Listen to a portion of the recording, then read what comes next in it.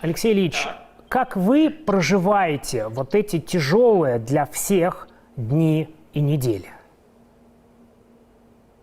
Ну, как вы проживаете, это, знаете ли, вопрос, который имеет много уровней. Я надеюсь, что, конечно, вы спрашиваете не о бытовом уровне, естественно, а, наверное, спрашиваете о чем-то более глубоком.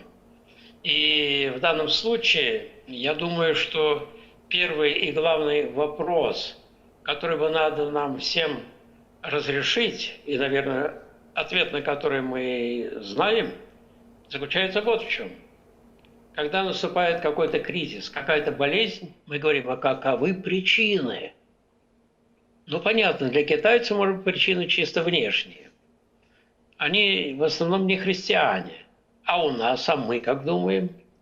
Так вот, я об этом именно размышляю и думаю, что было бы чрезвычайно полезно всем нам подумать. Ведь надо же знать, что мир устроен закономерно, и не только на физическом уровне, не только биологическом, психическом.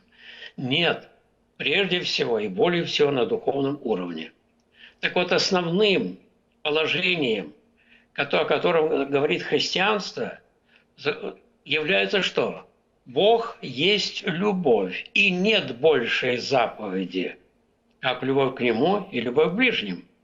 Так вот, мне вот что кажется, что самой основной причиной происходящей этой пагубы, которая сейчас налетела на цивилизованный прежде всего мир, прежде всего, так заключается в том, что у людей совершенно исчезает всякая любовь друг к другу, к другим народам. А Господь что заповедует?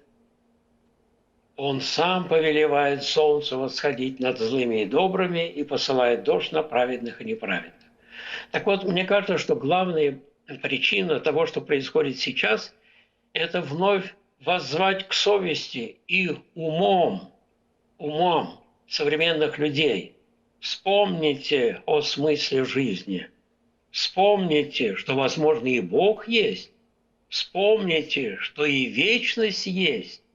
И тогда не нужно ли нам обратиться от того образа жизни, кстати, прямо нужно сказать, постыдного, который мы видим это сейчас всюду в цивилизованном мире, обратиться и хотя бы немножко покаяться, задуматься.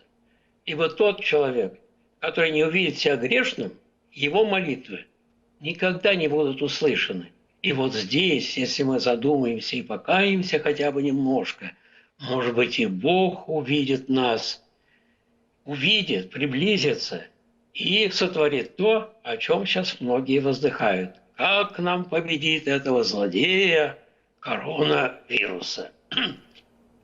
Вот так я бы сказал.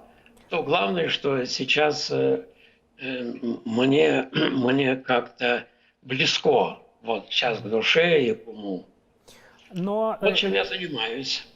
Но я не могу не сказать о том, что на вашем лице улыбка. Как сохранить бодрость духа вот в это время, когда действительно миллионы людей столкнулись с тревогой за своих близких? Вот что вам помогает сохранять бодрость духа?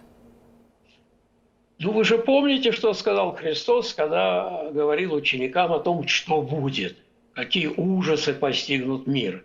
И как он заключил свою речь, тогда, когда услышите об этих ужасах, восклоните головы ваши. Не преклоните, когда знаете в скорби, в страдании, а напротив, восклоните головы ваши. И вот что это означает? Господь, оказывается, в эти тяжелые периоды жизни прямо вот нам начинает говорить непосредственно. Вы слышите, люди? Вот я. Видите, что происходит, когда вы отступаете от Бога? Вот что наступает. Восклоните головы ваши и посмотрите. Вот я пришел. Покайтесь наконец-то.